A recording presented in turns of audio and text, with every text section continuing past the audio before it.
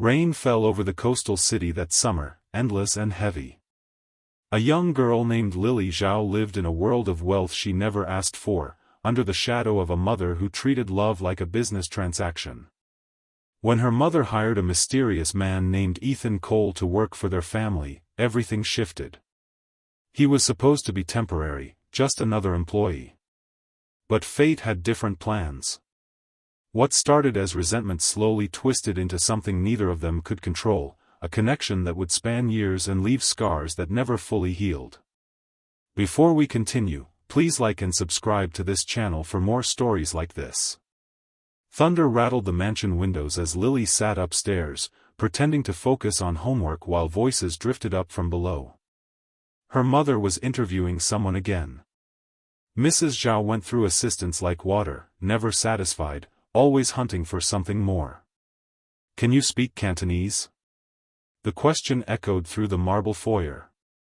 A male voice responded, deep and steady. "Yes, ma'am." Lily crept to the staircase, peering through the railing. A man stood in the entrance hall, probably late 20s, wearing a suit that looked expensive but simple. Dark hair, strong features, the kind of face that revealed nothing. "How tall are you?" "Just over 6 feet." Mrs. Zhao circled him slowly, examining him like merchandise. "Did I say you could stop answering?" She was testing him, the way she tested everyone who entered her world. The man remained perfectly still, absorbing her coldness without reaction. Something about his composure seemed to please her. "Men are like dogs," Mrs. Zhao said, her voice silk over steel. "They need training. Do you understand?" "Yes, ma'am." A smile crossed her face, the predatory smile Lily knew too well. "You're hired." Lily didn't think about the new hire until a week later when her mother summoned her to the study. The man stood beside the desk, hands behind his back, posture military straight. "Lily, this is Ethan Cole. He'll be working closely with our family." "We already have staff," Lily said, avoiding eye contact with him. "Ethan is different." The way Mrs. Zhao said it made Lily's stomach turn. Over the following weeks, the truth became clear. Ethan wasn't just staff. He was her mother's companion, her shadow, the man who made her laugh in ways Lily had never witnessed. 15 years old and burning with rage, Lily watched this relationship unfold. Rage at her mother for dishonoring her father's memory. Rage at Ethan for being part of it. Rage at a world that forced her to witness something so wrong. When Lily's grandmother died, Mrs. Zhao didn't attend the funeral. She sent Ethan instead. Lily arrived wearing bright red, a deliberate insult to tradition. "Why are you dressed like that?" Ethan asked, his voice low and controlled. "Mind your own business. Your grandmother deserves respect." Lily glared at him. "What should I call you? Stepdad?" His expression flickered, just for a second, before going blank again. During the service, Lily caught him on the phone in the hallway, speaking to someone in hushed tones. "I promise I'll take care of her," he said, sounding almost broken. "And I promise never to have romantic feelings for her. Never." The words made no sense to Lily then. She filed them away, another mystery in a life full of them. 2 months after the funeral, Mrs. Zhao died. A car accident on a rain-slicked mountain road, her vehicle plunging off the cliff near their estate. The police called it an accident. Bad weather, poor visibility, tragic timing. Lily called it something else, though she had no proof. Just a feeling in her gut that whispered the truth was darker than anyone admitted. At the reading of the will, Lily discovered her mother had left everything to Ethan, the company, the assets, all of it. He was appointed Lily's legal guardian until she turned 18. "This is temporary," Ethan told her the night after the funeral, his voice as emotionless as ever. "I'll manage things until you're old enough to inherit. Then I'm gone." "Good," Lily spat back. "I don't need you." But Ethan didn't disappear. He moved into the guest house, ran her mother's company with ruthless efficiency, and paid for everything Lily needed. He hired a driver to take her to school. He attended parent-teacher conferences. He left breakfast ready every morning, always including a glass of milk he insisted she drink. "I don't need to grow anymore," Lily complained one morning, pushing the glass away. "Drink it anyway," Ethan said without looking up from his newspaper. Their relationship was cold, transactional. He was doing a job, fulfilling an obligation. She was counting down the days until freedom. 3 years felt like a lifetime. On Lily's 18th birthday, Ethan announced he was sending her to study in London. Best schools, full expenses covered. "You leave next month. You're shipping me off. You need education. Real education, away from here." "Away from you, you mean?" His jaw tightened. "Yes. Away from me." London was lonely. Lily threw herself into studies, into parties, into anything that filled the emptiness. She made friends who came from old money, people who understood wealth but not the weight of it. 4 years passed in a blur of lectures and nightclubs and meaningless relationships. She didn't return home once. Ethan didn't visit. They communicated through lawyers and wire transfers, two strangers bound by a dead woman's will. When Lily finally graduated and flew back home, she was 22 and determined to take control of her inheritance. The plane touched down on a gray afternoon, rain streaking the windows just like the day everything had started.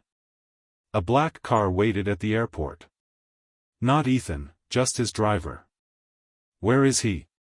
Lily asked, sliding into the back seat. "Mr. Cole is at the office, miss. He'll see you at dinner." The mansion looked the same, frozen in time. Lily walked through rooms that smelled of furniture polish and emptiness, her footsteps echoing on marble floors. That evening, Ethan came home. He looked different. Older, though only 4 years had passed. There were lines around his eyes that hadn't been there before, a hardness to his expression that seemed permanent. He wore a dark suit, perfectly tailored, and moved through the house like he owned it. Which, legally, he did. "You're back," he said, not quite a question. "I'm back." They stood in the hallway, an ocean of tension between them. Lily had imagined this moment 1,000 times, rehearsed cutting things to say, ways to assert her independence. But standing there, looking at him, all her words dried up. "Dinner's ready," Ethan said finally, turning toward the dining room. The table was set for 2, candles already lit. It felt too intimate, too much like something it wasn't. Lily sat down, watching as Ethan poured wine with practiced ease. "So what happens now?" she asked. "Now you start working at the company. Learn the business. In 2 years, when you turn 24, everything transfers to your name. And then you leave. And then I leave." Lily picked up her wine glass, studying him over the rim. "You've been waiting for this." "Yes. Must be nice, finally getting your freedom." Something flickered in his eyes, too quick to read. "Yes. It will be." The next morning, Lily started at Zhao Industries. Ethan had built her mother's company into an empire, expanding into markets across 3 continents. The staff treated him with a mixture of fear and respect, jumping at his smallest request. "Miss Zhao will be shadowing me," Ethan announced at the morning meeting. "She'll learn every aspect of the business." For weeks, Lily followed him through endless meetings, reviewed contracts until her eyes burned, learned the delicate dance of corporate warfare. Ethan was a brilliant businessman, cold and calculating, seeing angles nobody else noticed. He never raised his voice, never lost control, and people bent to his will like grass in wind. At night, they returned to the mansion and barely spoke. Ethan disappeared into his study. Lily sat alone in the living room, drinking wine and scrolling through her phone, looking at pictures of her friends still living carefree lives in Europe. One evening, her childhood friend Maya called. "Come out tonight. There's this amazing club, tons of gorgeous guys." Lily glanced toward Ethan's closed study door. "I don't know." "Come on. You've been back a month and you've done nothing but work. Live a little." The club was exactly what Lily needed: loud music, dim lights, bodies pressed together on the dance floor. Maya introduced her to a group of guys, all charming and handsome and utterly forgettable. "This is Lily," Maya shouted over the music. "She's loaded, never been in a relationship, and ready to have fun." The guys laughed, moving closer. One of them, tall with an easy smile, leaned in. "Never been in a relationship? That's hard to believe." "Believe it," Lily said, the alcohol making her bold. "Want to change that?" Before Lily could answer, a hand gripped her arm. She turned to find Ethan standing there, his expression carved from stone. "We're leaving," he said. "Excuse me?" "Now." The ride home was silent and suffocating. Ethan drove with white knuckles, jaw clenched so tight Lily thought he might crack a tooth. "What was that?" she demanded when they pulled into the driveway. "What were you doing there?" "Having fun." "Remember fun? With those men? They were nice." Ethan slammed the car door. "They wanted one thing from you, Lily." "One thing? So what? Maybe I wanted the same thing."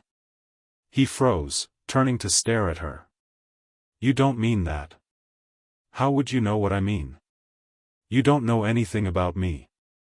I know you're not the type to throw yourself at strangers in clubs." Lily laughed, bitter and sharp. "You've controlled every aspect of my life for years. Now you want to control this too? I'm protecting you." "From what? Living?" They stood in the dark driveway, rain beginning to fall again, always falling in this city. Ethan's face was shadowed, unreadable. "If you want to date," he said finally, his voice strained, "then date properly. No clubs, no random men. Find someone worthy of you." "And who decides who's worthy? You?" "Yes." The arrogance of it stunned her into silence. Ethan walked past her into the house, leaving Lily standing in the rain. The next morning, Ethan presented her with a list. 5 names, complete with backgrounds, photos, financial statements. "What is this?" Lily asked. "Suitable candidates." "For what?" "Dating. You said you wanted to date." Lily stared at the paper, not believing what she was seeing. "You made me a dating spreadsheet?" "These men are accomplished, well-educated, from good families. Pick one." "This is insane." "Pick one, Lily." She looked at him, really looked, trying to understand what was happening. His expression was blank, professional, the same face he wore in business meetings. But his hands, resting on the desk, were balled into fists. "Fine," Lily said, grabbing the list. "I'll pick one." His name was Connor Hayes, heir to a hotel empire, handsome in a conventional way with perfect teeth and rehearsed charm. Their first date was dinner at an expensive restaurant, the kind where the menu had no prices. Connor talked about himself for 90 minutes straight, his yacht, his charity work, his connections, his plans. Lily smiled and nodded and drank too much wine, wondering if this was what her life would become. A series of perfect, hollow moments with perfect, hollow people. When Connor drove her home, he leaned in for a kiss.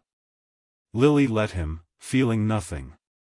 His lips were soft, his technique probably practiced in a mirror. It was like kissing a mannequin.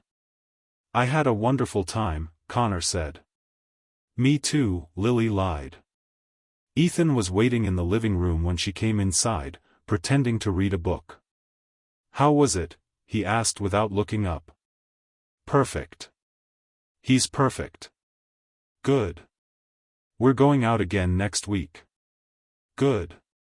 Lily climbed the stairs, feeling his eyes on her back the whole way. The relationship with Connor lasted 3 months, a parade of expensive dates and empty conversations. He was everything Ethan wanted for her: successful, appropriate, safe.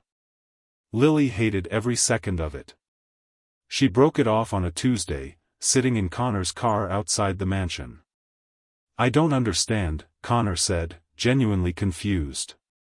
"Did I do something wrong?" "No. You did everything right. That's the problem." Ethan barely reacted to the news. "There are 4 other names on the list." So Lily tried again. And again. Each relationship the same: nice men, proper courtship, absolutely zero chemistry. She was going through the motions, checking boxes, and everyone knew it. On her 23rd birthday, Ethan threw a party at the mansion. Business associates, family friends, people Lily barely knew. She stood in a corner, nursing champagne, watching Ethan work the room with effortless grace. Maya appeared at her elbow. "This is the saddest birthday party I've ever seen. Tell me about it. When are you going to admit it?" "Admit what?" Maya gave her a look. "That you're in love with him." Lily's heart stopped. "What?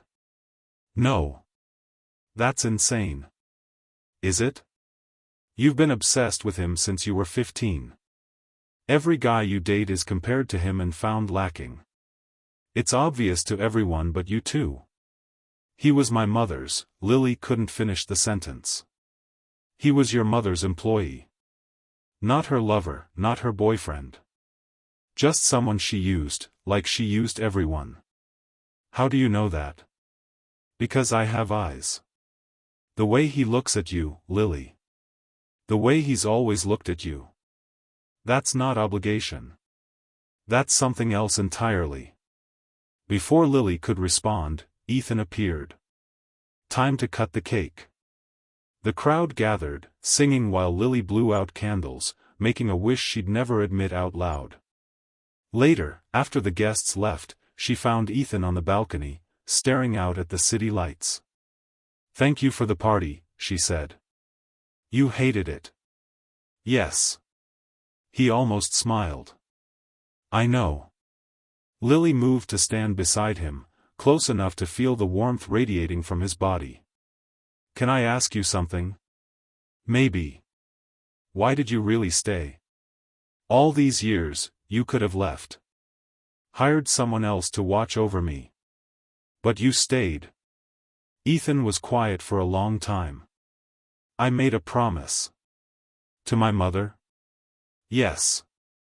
"What kind of promise?" He turned to look at her, and for the first time, his mask slipped.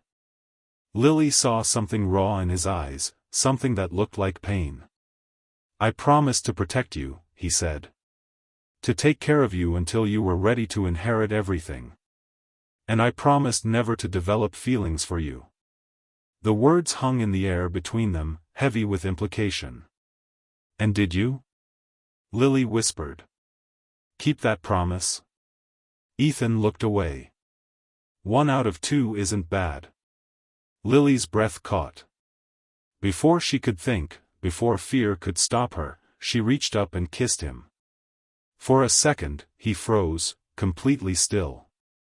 Then his hands came up to grip her arms, and he was kissing her back, fierce and desperate, like something breaking free after years of captivity. When they finally pulled apart, both breathing hard, Ethan rested his forehead against hers. "This is wrong," he said. "Why?" "Because I'm 12 years older than you. Because I was your guardian. Because your mother. My mother is dead. And I'm not a child anymore." "Lily. Do you love me?" The question seemed to physically hurt him. "That's not the point. It's the only point." Ethan stepped back, creating distance. "In 6 months, you inherit everything. I'll transfer all the assets, all the properties, everything back to your name. And then I'm leaving. Where? Rome. I have business there, a life I put on hold. What if I don't want you to leave? It's not about what you want. This has to end, Lily. It should have never started. He walked away, leaving her alone on the balcony, the taste of him still on her lips. The next 6 months were torture. They worked together every day, maintained a professional distance, never spoke about the kiss. Lily threw herself into learning the business, determined to prove she was ready. Ethan was a patient teacher, though the tension between them was a living thing, crackling in the air whenever they were alone. On the day of Lily's 24th birthday, they sat in a lawyer's office, signing papers that transferred billions of dollars in assets. With each signature, Lily felt Ethan slipping further away. That's everything, the lawyer said finally. Miss Zhao, you are now the sole owner of Zhao Industries and all associated properties. Lily looked at Ethan. And you're free. Yes. When do you leave? Tomorrow morning. Early flight. They drove back to the mansion in silence. Lily kept thinking there must be something she could say, some perfect words that would make him stay. But nothing came. That night, unable to sleep, Lily wandered down to the library. She found Ethan there, sitting in the dark, a glass of whiskey in his hand. Couldn't sleep either, she asked. No. Lily sat beside him on the couch, close enough to touch. I don't want you to go. I know. Then stay. I can't. Why not? Give me one good reason. Ethan drained his glass, set it down with shaking hands. Because if I stay, I won't be able to stop myself from loving you. And you deserve better than that. Better than me. What if you're wrong? What if you're exactly what I need? He looked at her then, really looked, and Lily saw everything he'd been hiding. Love, longing, regret, hope, all of it written across his face. I've loved you since you were 18, he said quietly. Maybe before. I've spent 6 years trying to bury it, trying to be the guardian you needed instead of the man who wanted you. But I can't anymore, Lily. I can't be near you and not. She kissed him, cutting off the words. This time, there was no hesitation. Ethan pulled her close, one hand in her hair, kissing her like he was drowning and she was air. Stay, Lily whispered against his lips. Please stay. I'll stay, he promised. For as long as you'll have me. Outside, the rain finally stopped, and for the first time in years, the sky began to clear.